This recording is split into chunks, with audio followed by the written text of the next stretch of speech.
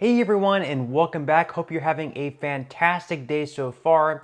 So we have some really good news in today's video, as next month there is going to be a guaranteed increase for all Social Security beneficiaries, whether you're receiving retirement benefits, SSI benefits, or SSDI benefits.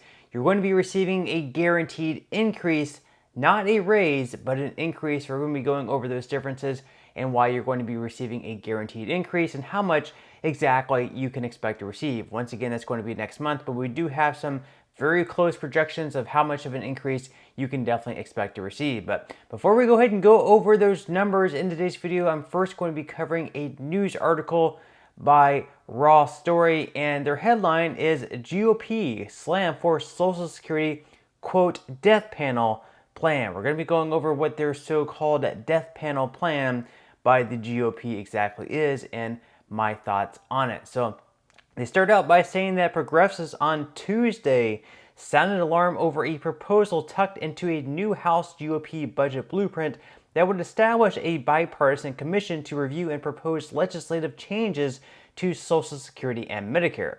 Nancy Altman, president of the advocacy group Social Security Works, noted in a statement that the White House has accurately labeled a commission as a death panel for Social Security, referring to a Biden administration spokesperson's response earlier this year after House Republicans and Senator Joe Manchin floated the idea of a bipartisan commission for the program.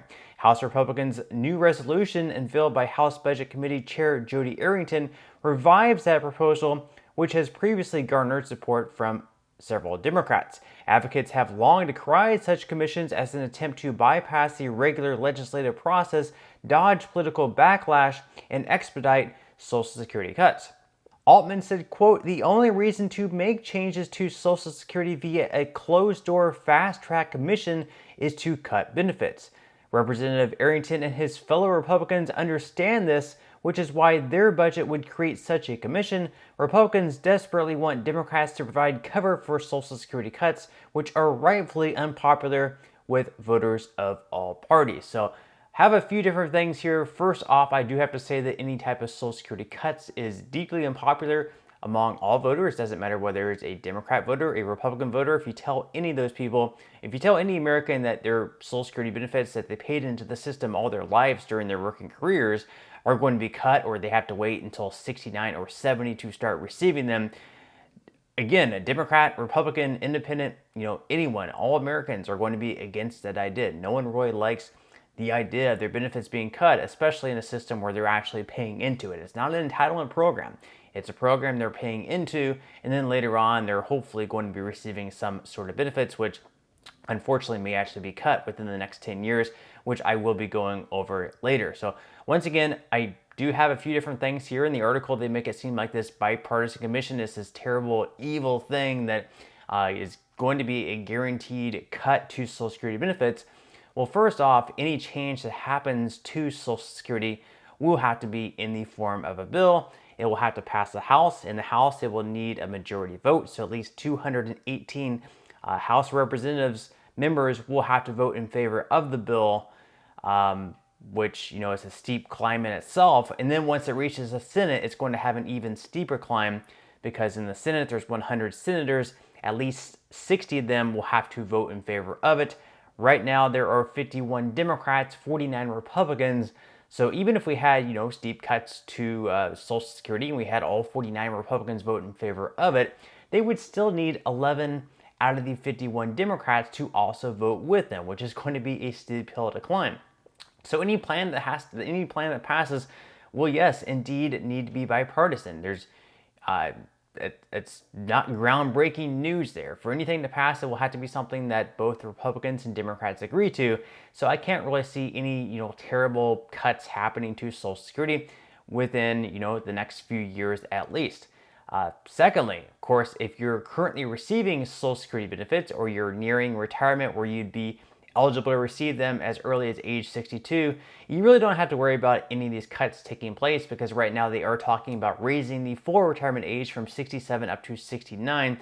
This change would likely happen to those below the age of 40. And so, if you were born after a certain year, then at that point, your full retirement age might get lifted up to 69, Not sure if you would still be eligible to receive them at 62. That might also get lifted up to, let's say, like 64 or possibly 65. And thirdly here, I actually disagree with Altman. Once again, for any bill to pass, it needs to be bipartisan. So why not set up a bipartisan commission where we can have ideas from both Republicans and Democrats and merge some sort of plan? That way we save the program. Because after all, in 2033, if nothing is done, we've heard numerous reports. In 2033, once again, if nothing is done, the Social Security Trust Fund will go insolvent, which at that point in time, they're not going to have enough benefits coming into the trust fund to pay out 100% of the benefits. So let's say if you're receiving $2,000 per month in 2033, they're going to have to cut the $2,000 by anywhere between 20 to 25%. So that's going to be losing hundreds of dollars every single month from your check, which would absolutely be devastating. So not setting up any type of commission at all, or not trying to set up any type of bipartisan plan at all, is actually advocating for a cut of 20 to 25%. So I disagree with her. I think we need to have, ideas from both sides of the aisle. Democrats and Republicans need to work together because, even though there are bills out there that a lot of Americans think are great, such as the Social Security Expansion Act by Bernie Sanders, which would increase benefits by $200 every single month, and then also make it so the solvency issue gets pushed back to $2,100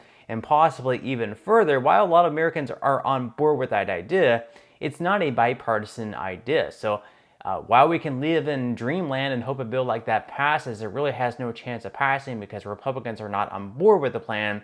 So, we can have these plans by just Republicans supporting and plans by just Democrats supporting it.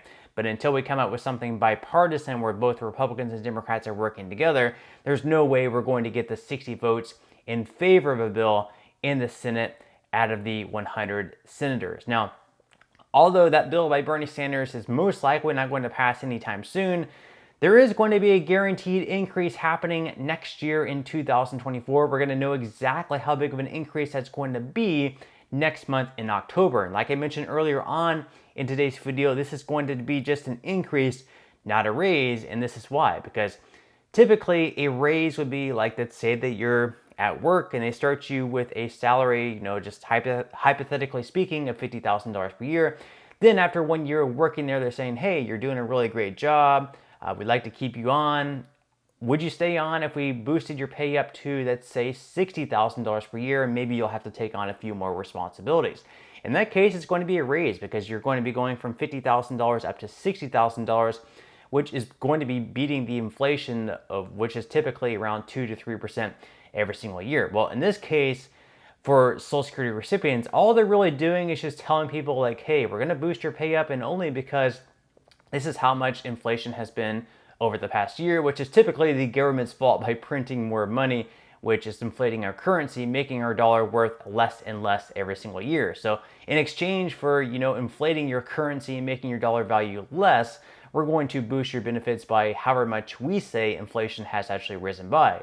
And right now they are using a metric for inflation called the CPIW, which, typically we've seen different charts over the years, and it's pretty obvious that the CPIW isn't actually tracking what inflation actually is, so you're not really keeping up with inflation across the board, but at least you're receiving some type of guaranteed increase. Now, it wasn't until 1975 where they actually started implementing these guaranteed increases through COLA, so thank goodness for that, because if we didn't have those guaranteed increases through the cost of living adjustment every single year, starting in 1975, the benefits today would be worth a whole lot less.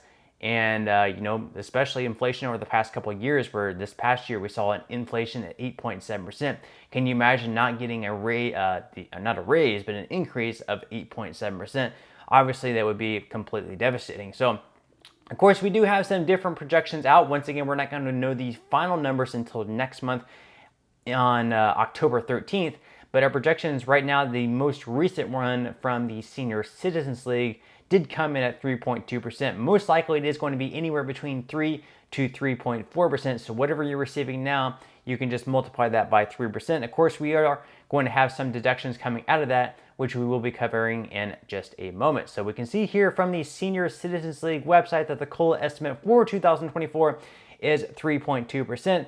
And they say that a COLA of 3.2% would raise an average monthly retiree benefit of $1,790 by $57.30. So if you are receiving around the average amount for Social Security retirement, you can expect an increase of right around $57, nearing $60 depending on how much this increase happens to be. Now, they did actually have another poll here showing that most retirees are actually getting reduced Social Security benefits, and that's because of their choice to start claiming their benefits before they reach the full retirement age of anywhere between 66 to 67. So we can see that the majority of people, at 59% of the respondents in this poll, claimed when they were younger than the full retirement age and benefits were permanently reduced.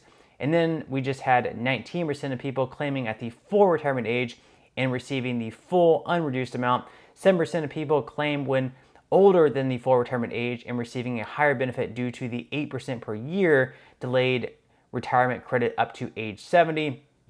And then 11% of respondents said they were uncertain which statement applies. And then finally, 4% said that this was not applicable and they haven't started benefits yet. So, obviously the longer you wait, the higher benefit that you can receive, but it's pretty alarming that 59% of people are actually claiming their retirement benefits before their full retirement age, which is a permanently reduced benefit, which is very tough in these times, especially in higher inflation. They also go on to mention here that, of course, there are going to be some deductions coming from your Social Security check next year. That's going to be through the Medicare Part B premiums. Now, this year, the Medicare Part B premium actually decreased for the first time in, I believe, like 11 years, but once again, it is going to be going up next year. The first estimate was right around $9. However, there's going to be a new Alzheimer's drug that was not factored into that increase yet. It's called the Leqembi, and that's going to be another $5 likely on top of the $9, so you can expect it to be around a $14 to $15 increase in your Medicare Part B premium, which you will have to decrease from the amount of your check. So that's all we have for today's video. I certainly hope that you enjoyed and found value out of it. Leave your thoughts and comments below about this COLA increase for next year, all your thoughts in regards to it, and I will see you in the next video.